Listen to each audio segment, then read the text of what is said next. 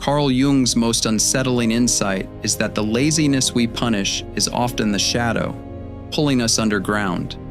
He reads it as a movement of energy, libido, the psyche's own current withdrawing from the surface of a life and sinking inward towards something buried. Jung catches this at a table. At the Burghölzli clinic, he speaks a word and times the answer. Most come fast. Then a certain word lands and the person stalls, goes blank, cannot say why. Something underneath has seized the answer before it arrives. You know the morning. You sat down to do the thing you have always been able to do, and your hands would not move, and something underneath you quietly collapsed. What you keep calling laziness is your own strength, leaving the surface and going somewhere you cannot follow. Every day you fight it, you lose a little more faith in yourself. You can spend years up here calling yourself weak while the descent runs your days. Or you can learn what it went down to reach. Because there is something at the bottom, something you buried on purpose, and it will not stop until you carry it back up. Some nights the screen is the wrong place for this. If you'd rather just listen, Surreal Mind is on Spotify now. The words, in the dark, wherever you are.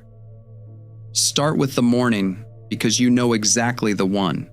You sat down to do a thing that is not hard, a thing you have done 1,000 times, and you could not begin. Your will reached for the task and closed on nothing.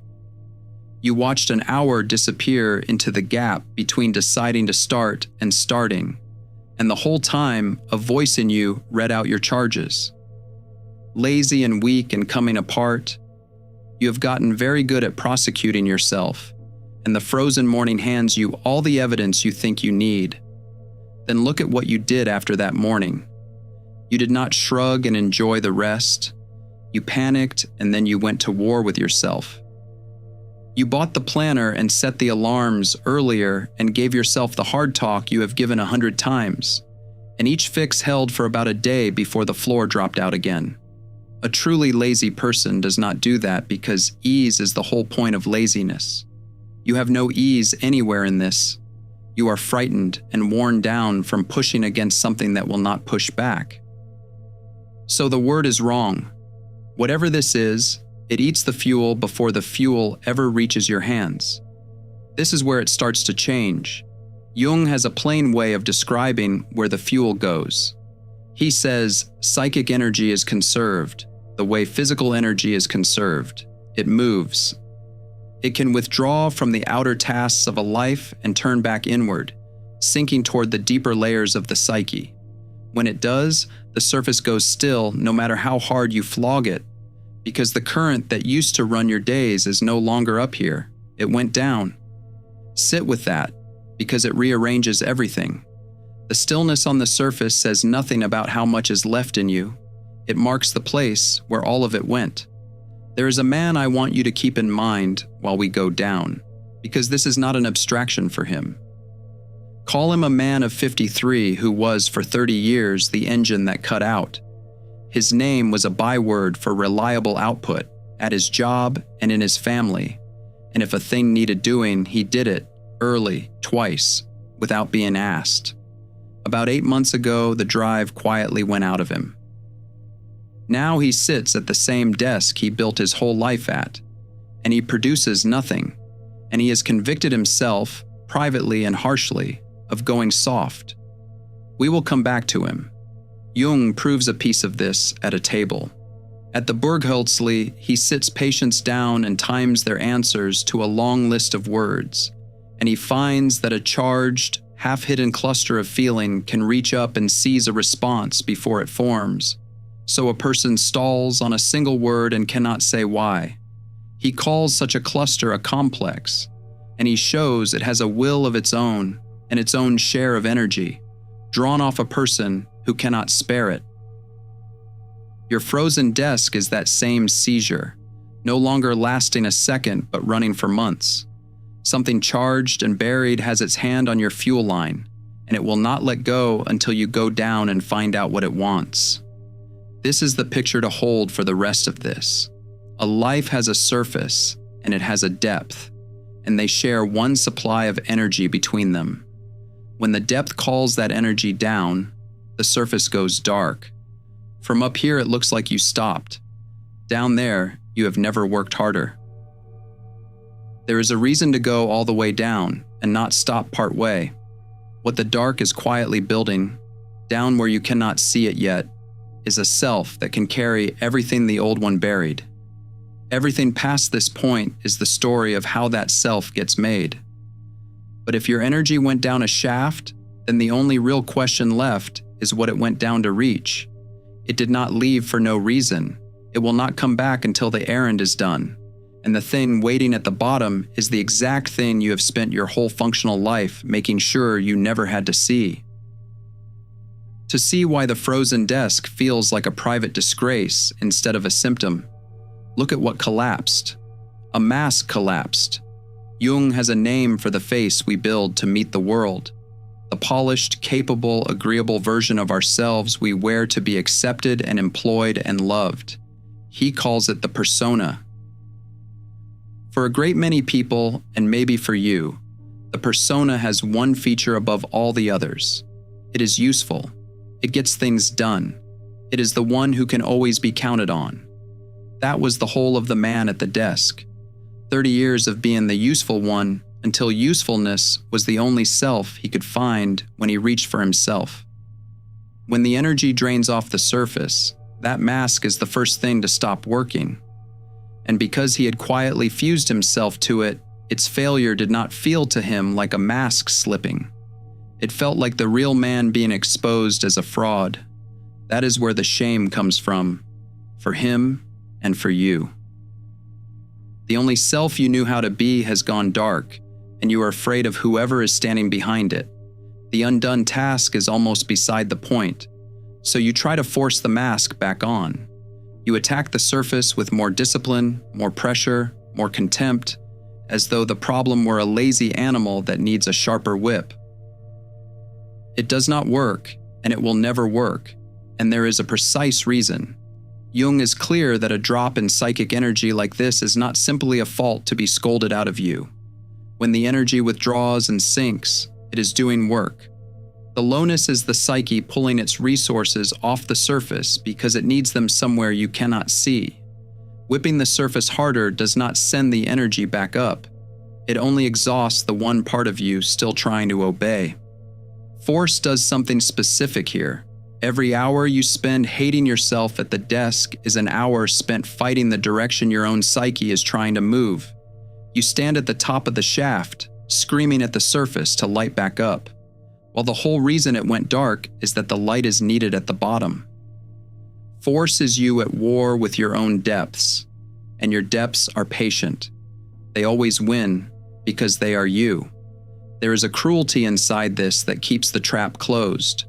The more you believe the word lazy, the harder you push. The harder you push, the more depleted you get. The more depleted you get, the more the surface confirms the verdict you are afraid of. It is a closed loop, and it runs on a single belief, that a descent is a defect. None of this makes the pain a gift in disguise. This does not turn a hard, frightening season secretly wonderful. The frozen desk hurts. The lost days hurt. The fear that you will never come back hurts. What Jung offers has nothing to do with feeling good about it. He offers something stranger and better, a way to understand what the pain is for, so you stop stacking the second, heavier pain of self-contempt on top of the first. Because the word lazy does one genuinely destructive thing. It sends you looking in the wrong direction, fixed up here on the willpower and the systems, when everything that matters has already gone down. You cannot fix a descent by renovating the floor it left through. But if the energy went down on purpose, then you are left with the hardest question, the one the discipline books never ask. Down toward what? What sits at the bottom of the shaft, worth shutting off the entire surface of a life to reach? Jung has an answer, and it frightens people more than they admit. The descent you are in is old, and it is not yours alone, and that is the first thing that makes it bearable. Long before anyone had the word psychology, Human beings kept telling the same story.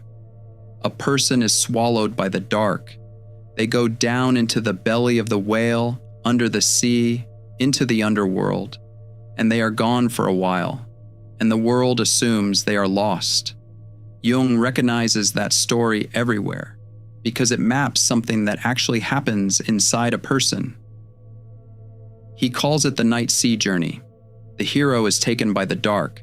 Something down there needed the daylight self to come and get it, and the daylight self would never have gone on its own. That is what your frozen season is. A descent that follows an ancient shape, whether you agreed to it or not, and no one agrees to it. You keep hunting for the decision that caused this. The moment you got weak, there was no such decision. The descent arrives. It arrives when the surface self has gone as far as it can go alone, and the deeper psyche finally pulls the energy down, because the time has come for the part of the work that cannot be done in daylight. And almost nothing about this shows on the surface. That is its particular loneliness. From the outside, a descent looks like a person who has simply stopped, and the people around you, who love you, will reach for the only word they have. They will tell you to push through. They will suggest a routine. Every one of them is standing at the top of the shaft, calling down, certain the problem is that you will not climb. None of them can see that you are already working harder than you have worked in years, in a direction that has no daylight in it. Two things are true at once here, and this is where care matters. There is a real difference between this kind of meaningful descent and the flat, grinding despair of a depression that has a person by the throat and will not let go. This video is not a diagnosis. Some darkness needs a doctor, and reaching for one is part of taking the descent seriously. Keep that door open. What Jung adds sits alongside that care. He gives you a reason not to treat every low season as nothing more than an illness to switch off, because sometimes the lowness is the psyche doing exactly what it needs to do, and the worst move you can make is to spend the whole time clawing back to a surface you were meant to leave for a while. That is a different story from the one you have been telling yourself. You thought you were malfunctioning. You are traveling. You have gone down into the oldest kind of dark there is, on an errand your surface self does not understand yet. And the reason it frightens you is that it is meaningful, and meaning at this depth is not gentle. The dark is doing more than taking. Down where you cannot watch it, it is assembling something out of what it finds, and you will not see what until you reach the bottom. The man at the desk cannot feel any of this yet. From inside it, there is no myth and no map. There is only a weekday afternoon, a home office, a list he cannot start, and the growing certainty that the best of him is gone for good. He has no idea he is on a journey. To him, he is simply a machine that broke. That is the cruelty of the descent. It does its most important work while convincing you that you are simply failing, because there is something at the bottom of this. The descent is not a fall into empty space. It has a destination, and the closer you get, the more you feel it. A presence in the dark you have spent your entire functional life keeping at arm's length. You built the whole surface, the usefulness, the schedule, the competent mask, partly to be sure you would never have to go down and meet it. Now the energy that ran all of it has been repossessed and turned into a rope, and it is lowering you straight toward the one thing you buried. But if there is something down there, and if the whole descent is arranged to bring you to it, then you had better know what it is before you arrive. Jung is more honest than the awakening videos promise. What waits at the bottom of the shaft is the half of you that you buried alive. What waits at the bottom is the thing this whole channel keeps circling. The shape in the dark is you, not a monster wearing your face, the parts of you that you were never allowed to be. Jung calls it the shadow, and he means something specific and unwelcome. The shadow is everything real about you that did not fit the mask. The anger you learned to swallow because anger was not safe. The grief you never finished. because there was no time to fall apart, the wants that were too much, the needs that were inconvenient, the whole unlived life you filed away so the useful one could run the day.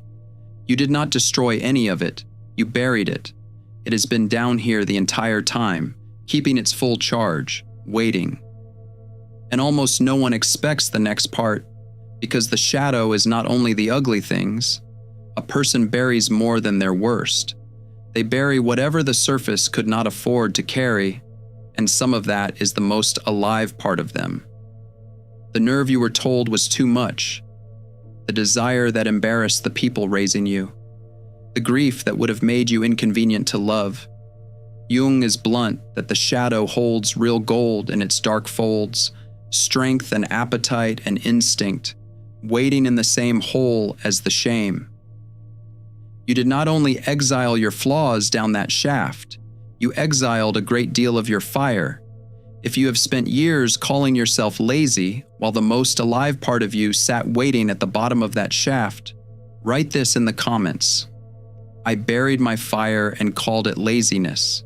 Say it once, because naming what you buried is the first honest move you have made in a long time. Now you can see why the surface finally went dark.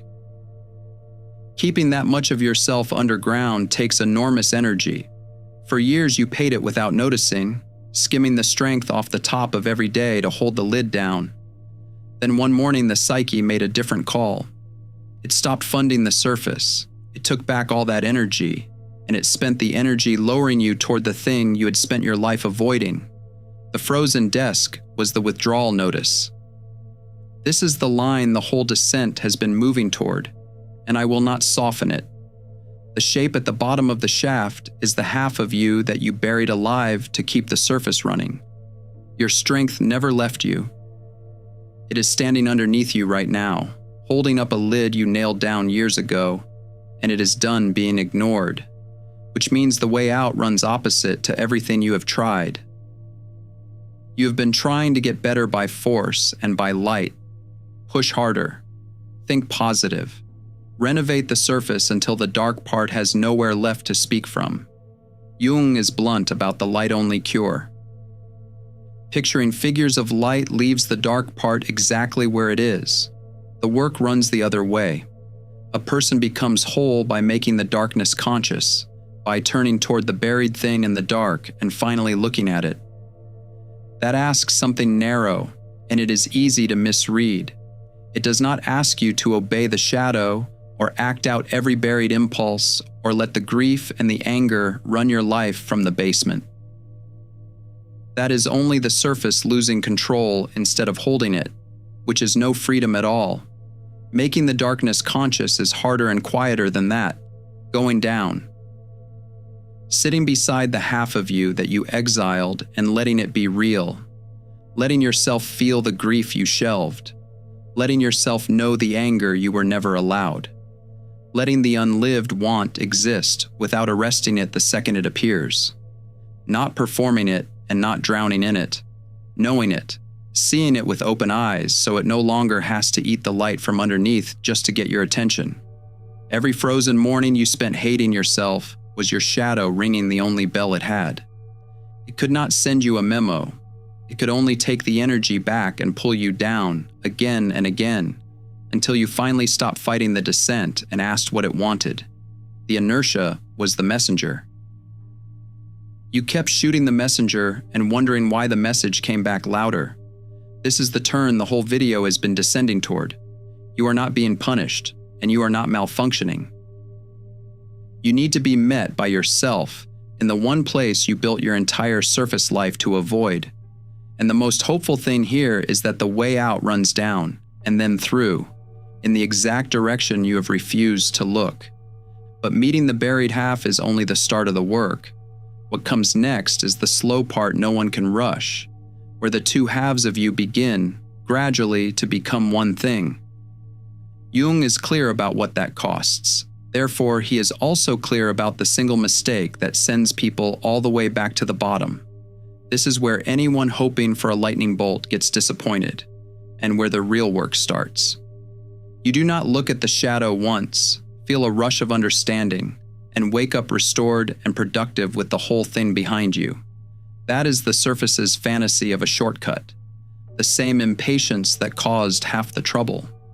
The actual work is slower and quieter, and it happens down in the dark where nothing photographs. Jung describes what that work is, and it is less a technique than a posture. You hold both of you at once, the surface self that wants to function and the buried self that has been ignored. Both present, neither one allowed to win by erasing the other. You keep holding that tension longer than is comfortable, and out of the holding something new is born that lived in neither half alone. A footing that did not exist before, a way of standing that includes the buried half instead of standing on its neck. Jung calls it the transcendent function. Holding that tension is not dramatic. It looks like a person sitting in a quiet room, letting a feeling stay in the body without fixing it, without narrating it into a story about how bad they are. It looks like doing a little less on purpose. It looks like grief allowed to run its length instead of getting scheduled around. From outside, it still looks like nothing. That is the cost of the work. The most important thing you will ever do looks, to everyone watching, like more of the same stalling. That is what the descent was building the entire time. Not a return to who you were. Who you were is exactly what could not continue, because who you were required half of you to stay in a hole. What the dark builds is a larger container, one that can finally hold all of you, and it can only be built down here, out of the very material you spent a life avoiding. There is one mistake that sends people straight back to the bottom. The mistake is climbing out too early. The moment a little energy returns, the old surface self grabs it and sprints for normal, slams the mask back on, and tries to pretend the whole thing was a bad patch. And the psyche, every time, pulls the energy back down, because the errand is not finished, because you met the shadow but you did not carry it. You visited it and ran. The descent will repeat as many times as it takes. Not to punish you, it cannot leave half of you at the bottom of a shaft, and underneath your fear, neither can you. Carrying it up feels nothing like the awakening version promises. This is the part that version lies about. You get heavier and more real at the same time. When you come back up over the ground line, you are slower than the self who went down. You feel the grief you were finally willing to feel, and some of it is grief you owe for the years you spent buried, and you pay it. You know the anger now, and you carry it instead of leaking it into the people around you. You are less available for the frantic usefulness that used to define you, because a self carrying its whole weight cannot run as fast as a self that left half of itself behind. Only the mask reads that as a loss. Do not imagine you do this by force, by white-knuckling your way to the bottom on a schedule and hauling the shadow up like a chore. That is the surface's approach again, and it fails the same way. You do it the way you do anything true in the dark. You stop fighting the descent and you go down when it takes you down. You sit with what is there. You feel it without performing it and without drowning in it. When the energy comes to climb, you climb, and you bring the weight with you, and you do not sprint. The whole of the work is that done again and again, gently, until the two halves of you travel as one body. But it is one thing to hear all this, and another to live it, especially if you have built an entire identity on being the one who never slows down, the engine that never cuts out. Therefore, let me take you back to the man at the desk, at the age when there is the most to lose by admitting the engine has stopped. What a life like his was built on was usefulness, taken so far that it swallowed the man whole. Everything that did not serve the output, the grief, the anger, the wants of his own, got shoveled down the shaft to keep the machine clean. For 30 years, the arrangement held. Then the bill came due, the way it always does, as a surface that would not light up no matter how hard he pulled the switch. Today he does something he has not done in 8 months. He stops. He does not reach for the planner or the alarm or the hard talk. For the first time, he sits still in the quiet he has spent his life outrunning. And instead of the collapse he feared, something comes up from underneath. An old grief he never had time for. Under it, an anger he was never allowed. Under that, faint and strange, a want that has nothing to do with being useful to anyone. He acts on none of it. He lets it be there, and he lets himself be the man who has it. And for the first time in 8 months, he does not call himself lazy. The mercy hidden in the descent is that the buried half does not rot just because you ignored it for 30 years. It only waits. It is still yours, still charged, still able to be met the moment you finally stop fighting your way back to the surface and let yourself go down. Even late, even tired, even after a lifetime of being the one who never stops. When he meets it, something changes that no productivity system could have handed him. He becomes a person again, which he had not fully been since he was young. He works eventually, but differently, at a pace that includes the weight he is now carrying. He says one true thing where he used to only deliver. He lets himself want something that is only his. None of it looks impressive from outside. All of it is the whole man, finally up here in the daylight, carrying the half he buried. Slower and heavier and real, and worth more than 30 years of an engine that ran on a man kept half underground. So once you have carried your own buried half back up, even once, even badly, you finally understand why the frozen desk was never your enemy. Grieve instead for the ones who spend a whole life making sure they never have to go down at all. Jung finds this first at a table, timing the silence after a single word, watching a person stall on the one thing they cannot yet say. He takes that stall seriously rather than scolding it, and the whole of his work grows out of that choice.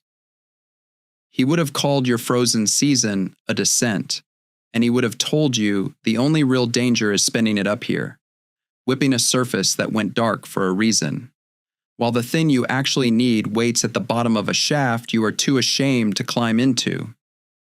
You know the morning, you know the deadness in your own hands, and the voice that reads out your charges, and the systems that hold for a day and fail.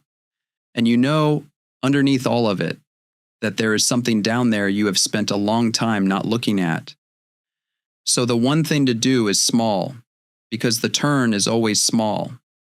The next time the surface goes dark and the word lazy rises up, do not reach for the whip. Stop and get quiet. Then ask the deadness a single honest question. What did you come up here to make me feel that I have been too busy to feel? There is nothing to fix tonight. All you have to do is stop calling the descent a defect. The dark does the rest.